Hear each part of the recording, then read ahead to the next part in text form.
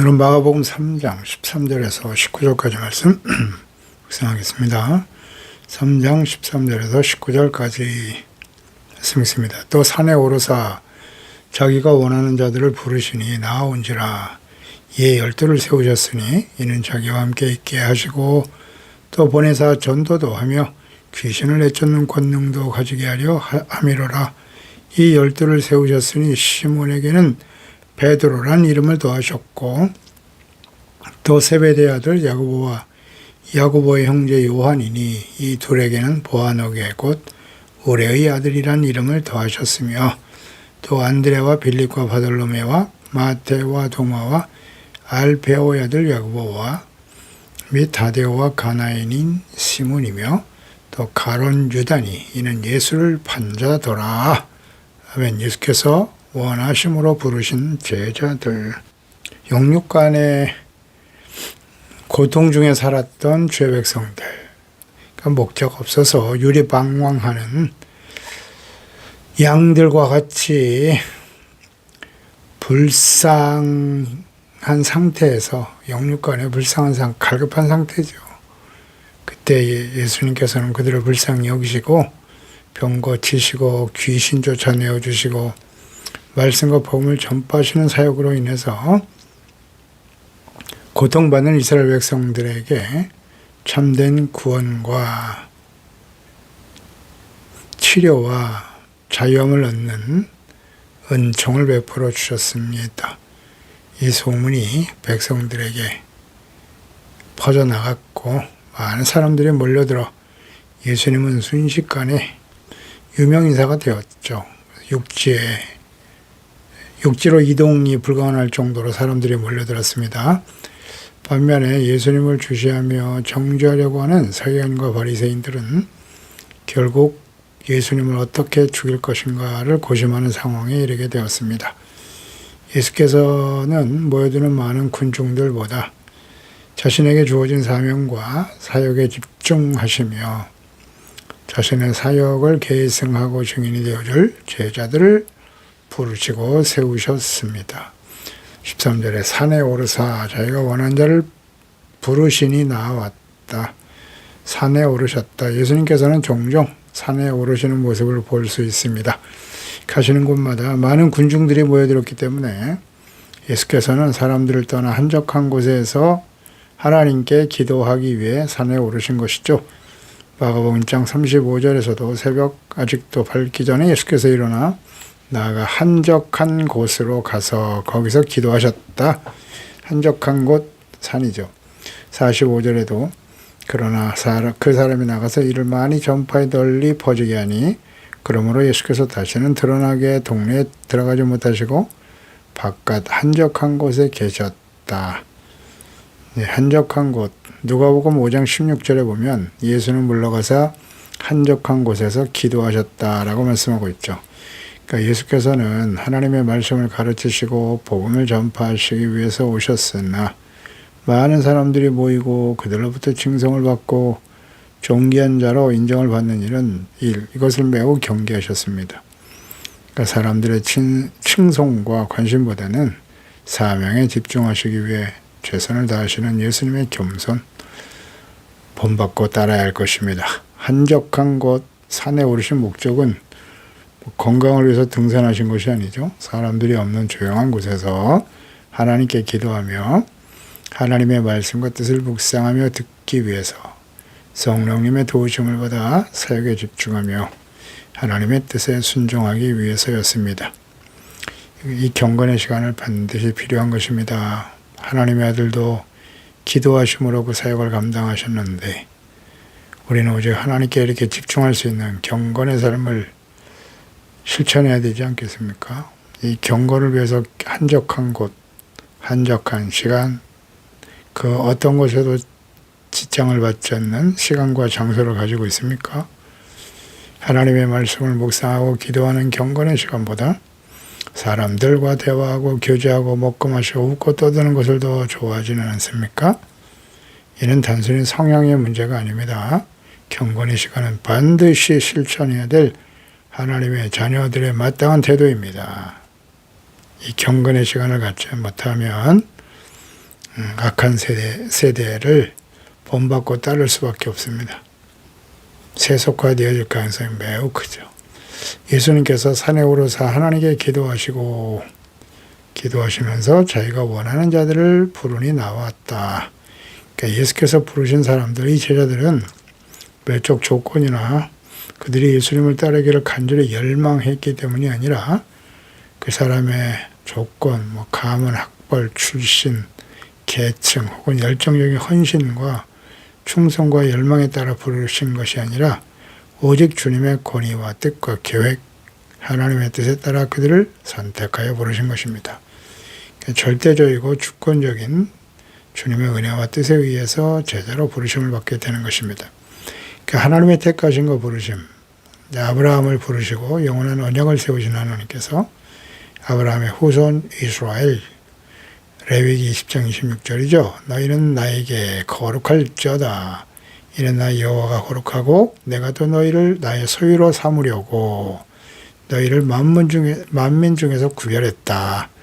만민 중에 거룩한 주님의 모습, 하나님의 거룩한 소유된 백성이 되게 하시려고 만민 중에 구별하여 세우신 사람들이 이스라엘입니다. 또 예수 그리스도 안에서 우리를 택하여 부르신 우리가 하나님의 자녀가 되었다는 사실이죠. 하나님의 부르심은 오로지 하나님의 의지와 뜻에 따라 되어지는 겁니다. 로마서 8장 30절에 또 미리 정하신 그들을 또한 부르시고 부르신 그들을 또한 의롭다고 하시고 의롭다 하신 그들을 또한 영화롭게 하셨다라고 말씀하셨죠. 제자들뿐만 아니라 예수 그리스도 안에서 구원받은 우리 하나님의 자녀들 역시 정하시고 부르시고 의롭고 영화롭게 하시는 주님의 은혜라는 사실을 우리는 깨닫게 됩니다. 그러니까 우리가 하나님의 자녀가 되고 하나님의 거룩한 제자 백성이 되는 것은요, 절대적인 주님의 부르심이고 또 그에 대한 우리의 순종으로 이루어지는 거예요. 하나님의 주권적인 소명에는 부르심에는 인간의 절대적이고 즉각적인 동의가 요청되기도 하죠. 그러니까 제자를 부르셨을 때 그들을 즉시 순종하셨어요. 순종하고 주님을 따랐죠, 제자들이. 이 또한 하나님께서 부르실 때 온전히 순종할 수 있는 사람을 부르신다. 그렇게 볼 수도 있고요. 주님의 부르심은 거부할 수 없는 거예요. 오직 순종만이 있을 뿐이죠. 하나님의 성령께서 감동하시고 순종하게 하시기 때문이에요. 그렇지 않습니까? 두 가지 측면이 있어요. 하나님이 순종할 사람을 택하시고 부르신다. 또 순종할 수 있도록 성령께서 감동하여 주신다. 부르시니 나왔다. 누가복음 6장 12절에 보면 이때 예수께서 기도하시러 산으로 가서 밤이 새도록 하나님께 기도하셨다 그랬거든요. 그러니까 마가는 예수께서 산에 오르신 사실만을 기록했어요. 근데 누가는 예수님께서 밤을 새워 기도하셨다. 산에서 기도하셨다라고 기록하고 있거든요. 그러니까 예수께서는 하나님의 아들이셨으나 자신, 즉 개인의 호불호에 따라 제자들을 선택하여 부르신 것이 아니라 하나님께 기도하고 인도하심을 따라서 결정하신 일임을 보여줍니다. 그러니까 제자들을 부르시는 일은 저는 예수님의 사역에 있어서 매우 중요한 문제였습니다. 장차 십자가에 죽으시고 부활 승천하신 이후에 이 땅에 남아 예수님의 증인이 되고 사역을 계승해야 될 사람들이기 때문이지요. 아무나 부르시고 택할 수 없는 매우 중대한 문제였던 것입니다. 우리는 어떻습니까? 매우 중요한 일을 결정할 때 자신의 뜻과 의지, 판단과 계획, 호불호에 따라 선택하고 결정하지 않나요? 하나님 말씀을 묵상하고 기도하고 성령님의 도우심을 따라 순종하고 있는지 항상 점검해 봐야 합니다. 예수님의 부르심에 대해 제자들은 어떤 주저함이 없이 그냥 즉각적으로 순종했죠. 부르심이 나왔다. 그러니까 예수님의 부르심에 순응하는 일은 쉬운 일인가요? 어려운 일인가요? 네, 어려운 일이죠. 자신이 지금까지 살아온 모든 삶을 내려놓고 버릴 때 가능한 일입니다. 자신이 살아온 인생, 가정, 혹은 가족, 경제적인 문제, 의식, 즉 과거, 현재, 미래, 인생 전체를 내려놓고 주님께 맡겨야 가능한 일인 것입니다. 결코 쉬운 일이 아니죠. 제자들은 어떻게 부르심에 즉시 순종할 수 있을까요? 이 질문은 오늘 우리는 어떻게 그리스도인이 될 수 있었을까라는 질문과 같겠죠.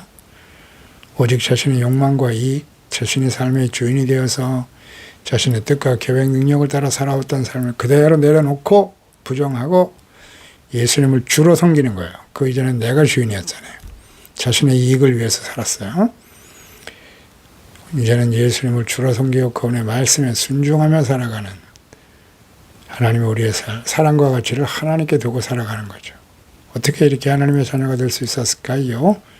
이것은 오직 하나님의 선하신 뜻과 부르심에 근거한 것이고 우리가 순종할 수 있도록 성령을 보내주셨다고요. 우리한테 성령을 보내주시고 거듭나게 하시고 감동하셨기 때문에 가능한 일이었습니다. 그냥 종교생활만 하는 사람들 많아요. 여전히 자기가 주인 노릇하면서. 그러나 하나님의 성령으로 거듭나고 성령님의 인도하심을 따라 주님의 부르심에 참된 하나님의 자녀로 그리스도인으로 예수님의 제자로 부름받은 하나님의 자녀들은 삶이 근본적인 변화가 일어나는 것입니다. 중요한 문제입니다, 이거. 그냥 교회에 출석하고 세례받고 예배드리고 그렇다고 해서 그들이 다 예수님의 제자고 하나님의 자녀일까요? 아니요. 성령으로 거듭났다는 의미를 잘 묵상해 보세요. 주님의 부르심에 내가 순종하는 거예요.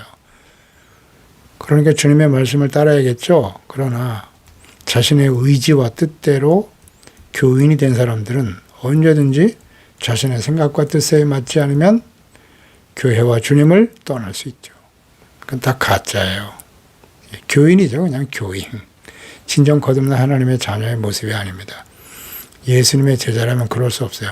그래서 항상 성령께서 우리 가운데 임하시도록 성령으로 충만하고 성령님의 인도하심을 따라 진리의 말씀을 쫓아 나의 삶에 나를 부르신 주님의 뜻을 깨달아 착하고 의롭고 진실한 빛의 자녀로 예수 그리스도의 증인된 삶을 살아가야 하는 것이죠. 그것이 진짜 하나님의 자녀죠. 제자들도 역시 마찬가지예요. 주께서 기도하시고 하나님의 뜻대로 택하신가 부르신 자들이고 성령께서 그들의 마음을 감동하셨기 때문에 순종할 수 있었던 거죠.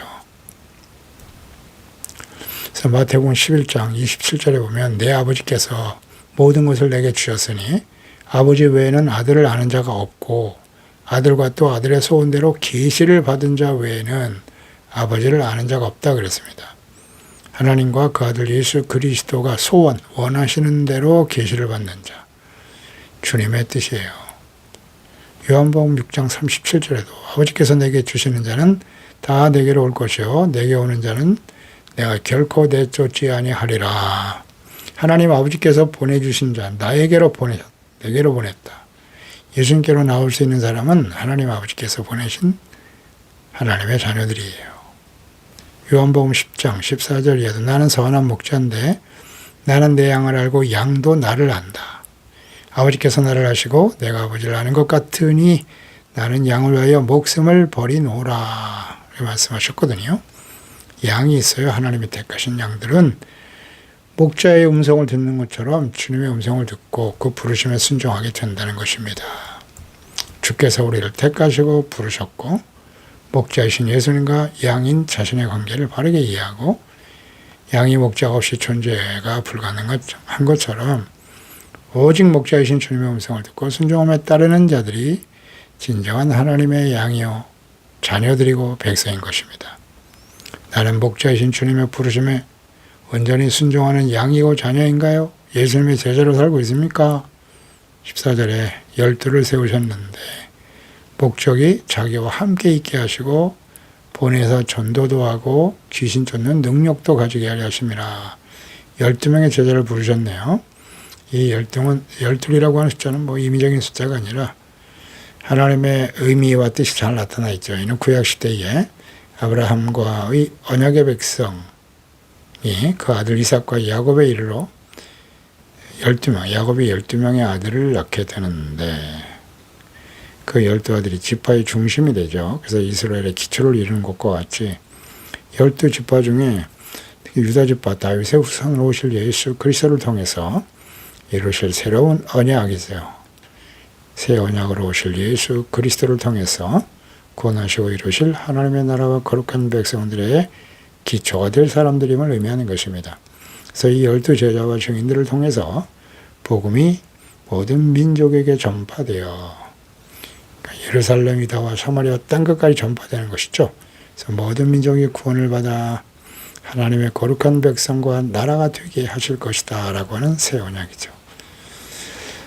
의미를 가진 것입니다. 마태복음 19장 28절에 예수께서 이르시되 내가 진실로 너에게 이르노니 세상이 새롭게 되어 인자가 자기 영광의 보좌에 앉을 때에 나를 따르는 너희도 12보좌에 앉아 이스라엘 12지파를 심판할 것이다.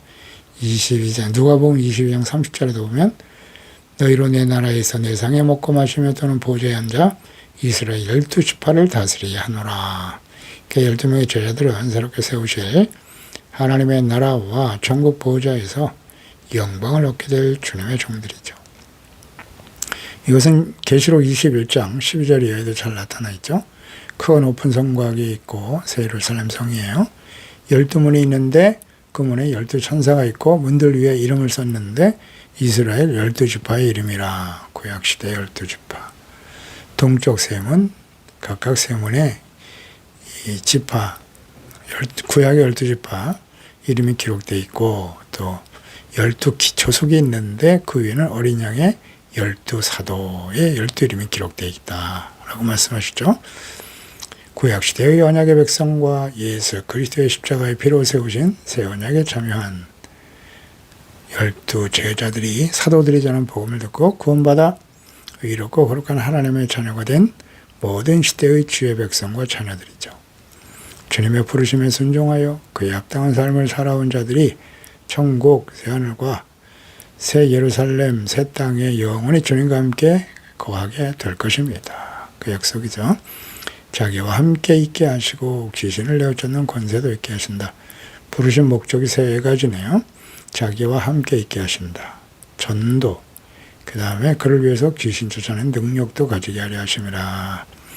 그러니까 제자들에게 자신을 따르라고 하시면 모든 삶을 다 내려놓고 가족, 직업, 의식주 다 내려놓고 예수님과 함께 살아가는 거예요. 그러니까 하나님께서 이 모든 것을 내려놓고 따르면 책임져 주시겠다는 뜻이죠. 그래서 예수님과 함께 먹고 자고 생활하면서 예수님의 일거수일투족을 살피고 보고 배우며 본받는 일이죠. 함께 하는 거예요. 그러니까 예수님께 매일 그분과 함께 한다는 의미는 그분과 교제하고 배우고 가르침을 받고 언행을 본받고 따르는 일, 경건의 훈련, 그리고 증인이 되는 것이죠.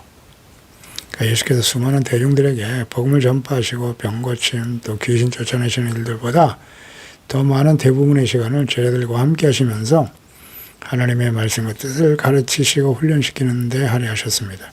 그러니까 제자들의 훈련은 예수님과 함께 있는 것만으로 끝나지 않아요. 그 다음 둘째는 보내사 전도도 한다. 그러니까 예수님과 인격적인 교제와 만남이 있어야 돼요. 그게 제자입니다. 말씀 묵상, 기도, 성령님의 인도하심을 따라 훈련받는 겁니다. 말씀을 통해서. 그래서 제자들은 예수님과 함께 있으면서 보고 듣고 배운 바를 전하는 거야. 그래서 보냄을 받는 거죠. 함께 모여서 훈련받고 거기서 끝나는 게 아니라 보내심을 받는 거예요. 보내심을 받는 자, 이게 사도잖아요. 헬라의 아포스톨로스, 보내심을 받은 자란 뜻이죠. 사명을 온전히 수행해야 한다는 것입니다. 이를 위해서 부르심을 받았으나 당시 제자들은 주님의 부르심과 목적을 바르게 이해하지 못하고 있었습니다. 예수께서 부활 승천하시고 약속하신 성령이 임하실 때 비로소 깨닫고 사도로서의 사명을 감당하게 되었습니다. 사도행전 1장 4절 이하죠. 사도와 함께 모이사 그들에게 분부하여 이르시되 예루살렘을 떠나지 말고 내게서 들은 바 아버지께서 약속하신 것을 기다려라. 요한복음 14장이죠. 요한은 물로 세례를 베풀었지만 너희는 몇 날이 못되어 성령으로 세례를 받으리라. 보혜사 성령을 약속하셨어요. 성령이 너에게 임하시게 되면 너희가 권능을 받고 예루살렘과 유대와 사마리아 땅 끝까지로 내 증인이 될 것이다 라는 말씀하셨고요. 말씀대로 사도행전 2장에 전혀 기도에 힘쓰는 제자들에게 성령이 임하셨죠. 그때부터 그들이 담대히 일어나 복음을 전파하고 그 복음이 땅 끝까지 전파되게 하시더라. 사도행전이죠. 셋째는 전도를 위해서 필요한 능력을 부어주신다는 겁니다. 그러니까 제자들의 사역은 예수께서 행하신 사역을 그대로 계승하는 것, 본받는 것 따르는 것입니다. 그러니까 복음 전파, 병 고침, 귀신 쫓아내는 일은 예수께서 행하신 사역이지만 하나님께서 성령을 통하여 함께 하심으로 이루신 일이거든요. 사람의 능력으로는 할 수 없는 일입니다. 이와 같은 성령의 능력과 기름 부으심이 제자들에게 임하여 그 사역을 감당하게 하신다는 거예요. 예수님께 임하셨던 성령의 역사하심이 예수 그리스도의 삶을 본받고 따르는 제자들, 부름받은 제자들에게도 동일하게 부어주시는 것입니다. 주의 사명에 순종하는 제자와 종들에게 예수께서 주시는 능력이죠. 그래서 마태복음 10장 8절에도 병든 자를 고치고 죽은 자를 살리며 나병한 자를 깨끗하게 하며 귀신을 쫓아내되 너희가 거저 받았으니 거저 주라 말씀하셨죠. 그러니까 제자들에게 전도하도록 보내시면서 이러한 주님의 능력을 부어주셨습니다. 그러니까 하나님의 나라의 복음을 전하는 일과 귀신을 쫓아내는 일은 서로 밀접하게 연관되어 있습니다. 예수께서 이루고자 하시는 구원은 사탄 마귀들과의 영적 싸움이에요. 그러니까 이 세대에 지배하고 다스리고 있는 악한 원수 마귀와의 싸움인 것입니다. 그러니까 예수님께서 함께하는 성령으로 기름 부어 함께하신 예수님과 예수님의 제자들을 통해서 이 땅에 악한 귀신들이 떠나가고 그곳에 하나님의 나라가 세워지게 되는 것입니다. 그러니까 예수께서 귀신을 쫓아내시는 일에 대해서 바리새인들이 바알세불 귀신의 왕의 힘을 힘입어 행하는 것이다 라고 거짓 증거를 하게 되는데요. 마태복음 12장 27절에 내가 바알세불을 힘입어 귀신을 쫓아내면 너희 아들들은 누구를 힘입어 쫓아내느냐. 그러므로 그들이 너희 재판관이 되리라. 그러나 하나님의 성령을 힘입어 귀신을 쫓아내는 것이면 하나님의 나라가 이미 너에게 임하였느니라. 어찌 성령께서 함께 하셔서 예수의 이름으로 귀신을 쫓아낼 때 하나님의 나라가 임하게 되는 것입니다. 16절에 12를 세우셨다. 시몬에게는 베드로라는 이름을 더하셨네요. 12명의 제자 중 가장 먼저 언급된 것이 이제 시몬, 베드로입니다. 시몬의 이름을 베드로로 바꿔주셨다. 베드로라는 이름은 헬라 이름이죠. 요한복음 1장 42절에 보면 그것을 게바다 이렇게 기록되어 있는데요. 게바는 아람어입니다. 의미는 반석이죠. 시몬, 베드로, 게바. 다양한 이름을 갖고 있지만 뜻은 반석. 그의 성품을 의미하기보다는 수행해야 될 사명과 연관되어 있는 것으로 보이죠. 마태복음 16장 15절에 이르시되 너희는 나를 누구라 하느냐. 베드로가 대답하죠. 주는 그리스도시요 살아계신 하나님의 아들이십니다. 예수께서 대답하여 이르시되 바요나 시몬아 네가 복이 있도다. 이를 너에게 알게 하는 이는 혈육이 아니고 하늘에 계신 내 아버지시니라. 또 내가 너에게 이르노니 너는 베드로라. 내가 이 반석 위에 베드로 반석 위에 내 교회를 세우리니 음부의 권세가 이기지 못할 것이다. 내가 천국 열쇠를 너에게 준다. 내 땅에서 무엇이든지 매면 하늘에서도 매이고 내가 땅에서 무엇이든지 풀면 하늘에서도 풀리리라. 놀라운 권세를 주셨네요. 복음을 통해서 죄사함 받고 구원받는 하나님의 역사가 일어날 것이다. 제자들에게 주신 사명이 있죠. 17절에 세베대 아들 야고보 형제 요한, 보아너게 이들에게는 우리의 아들이라고 하는 이름을 더하셨네요. 보아너게는 우리의 아들이다. 마가복음에만 나타나는 이들 형제의 별명인데요. 이 단어의 그 어근, 히브리 어근을 찾아보면 우레처럼 쉴 새 없이 시끄럽게 하는 사람들, 그런 의미에서 온 것으로 보여요. 아마도 그들의 성격이 급하고 직선적인 것 때문에 이런 이름을 더한 것으로 보이죠. 누가복음 9장 54절에 보면 제자 야고보와 요한이 이를 보고 이르되 주여 우리가 불을 명하여 하늘로부터 내려 저들을 멸하라 하시기를 원하시나이까. 굉장히 성급하고 직선적인 그 형제들의 성품을 볼 수가 있습니다. 그 때문에 이런 이름을 더하셨을 것으로 나타납니다. 이러한 사람들이 성령 임할 때 온유하고 겸손한 자가 되는 거죠. 예수 그리스도의 복음에 주신 사명에 온전히 헌신하고 충성하는 자가 되었죠. 이제 18절 이하에 나머지 제자들 나오죠. 안드레, 빌립, 바돌로메 12명의 제자들의 이름이 나오고 가룟 유다 마지막에 예수를 판 자더라 이렇게 기록되어 있네요. 안드레라고 하는 이름은 그 의미가 남자답다라는 의미 갖고 있는데요. 세례 요한의 제자였고 형제 베드로와 함께 주님의 제자로 부름을 받았어요. 빌립은 역시 갈릴리 베세다 출신이고요. 안드레와 나다나엘의 친구로 나타납니다. 빌립이 나다나엘을 전도한 것으로 기록되어 있죠. 바돌로메는 돌로메의 아들이라는 뜻인데 이 이름은 아버지의 이름을 딴 것이죠. 진짜 이름은 요한복음 1장 46절에 등장한 나다나엘과 동일한 인물이다 이렇게 전해지고 있습니다. 그 다음에 마지막에 가룟 유다인데 예수님을 판자다라는 수식어가 붙어 있죠. 그러니까 예수님의 제자로 부름받았지만 그 제자 중에 하나가 예수님을 팔아 넘기더라. 예수님이 죽으신다, 십자가에 죽으신다는 사실을 가장 먼저 인식하고 깨달은 자가 가룟 유다고, 그렇다면 나는 예수님을 따를 필요가 없지. 가장 먼저 배반한 거죠. 그래서 돈 몇 푼 받고 은삼십에 예수님을 팔아 넘겨버리는, 나중에 자책하고 스스로 목숨을 끊는 불행한 자죠. 예수님께서는 차라리 태어나지 않는 것이 나을 뻔했다라는 말씀을 하기도 하셨는데요. 예수님의 제자 중에서 이렇게 예수님을 배반하는 자도 나온다는 사실이에요.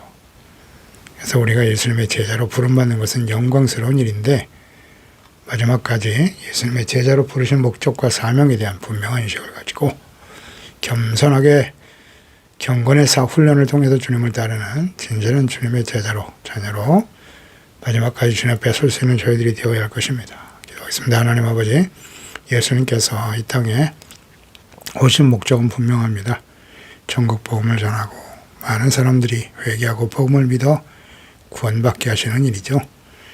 또 귀신을 쫓아내시고 하나님의 나라가 온전히 이루어지기를 원하셨던 예수님, 그러나 예수님은 십자가를 통해서 이 구원의 사역을 이루시고 하나님께 가실 수밖에 없었기 때문에 그 사역을 계승하도록 하기 위해서 예수님과 함께 예수님의 증인이 되도록 하기 위해 부른 12명의 제자들이 있었습니다. 주님의 뜻하신 바, 주님의 원대로, 하나님의 뜻대로 부르심을 받았다는 것이고요. 우리가 예수 그리스도 안에서 이렇게 구원을 받아 하나님의 자녀가 된 것 역시 하나님의 예정하심과 주권적인 선택과 은혜로 부름받은 것임을 항상 생각하게 하시고요. 그 부르심에 합당한 자가 되어야 합니다. 목적은 분명합니다. 예수 그리스도와 함께 주님을 배우고 말씀 묵상 기도로 늘 주님과 인격적인 교제가 있게 하시고 성령의 충만함과 인도하심을 따라 우리의 삶을 통해서 예수께서 그리스도의 하나님의 아들이심을 증거하고 전파하는 자들이요, 악한 원수 마귀와의 싸움에서 이기는 자가 되어야죠. 귀신을 쫓아내고 새 마음과 새 영을 주셔서 승리함으로써 우리의 심령 속에, 우리의 가정에, 교회와 이 땅에 하나님의 나라가 온전히 세워지게 하는 일에 쓰임받는 저희들이 되게 하여 주시옵소서. 성령의 기름 부심과 능력으로 충만하여 마지막까지 예수 그리스도를 따르는 자가 되어야죠. 본받고 증거하는 증인으로서 살아갈 수 있도록 도와주세요. 예수님의 이름으로 기도드리옵나이다. 아멘.